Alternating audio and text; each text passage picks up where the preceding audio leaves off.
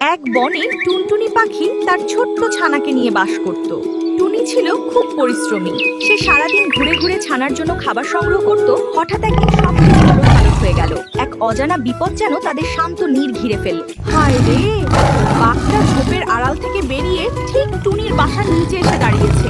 টুনির দিকে ওর ভয়ঙ্কর দৃষ্টি। অনেকদিন হরিণ বা খরগোশের মাংস খাইনি, আজ এই টুনি আর তার ছানাটাকে দেখেই আমার খিদে বেড়ে গেল। পাখি হলেও এদের মাংস নিশ্চয়ই খুব নরম হবে। মামা, আমি শুনেছি তুমি নাকি খুব ভালো নাচতে পারো। তোমার নাচের তালে পুরো বন নাকি কেঁপে ওঠে।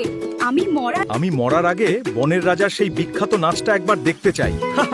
তুই ঠিকই শুনেছিস টুনি, আমার মতো নাচ এই বনে কেউ পারে না। ধুম টানানা, ধুম টানানা। বাঘ মামা, ও বাঘ মামা, একটু সাবধানে নাচো না।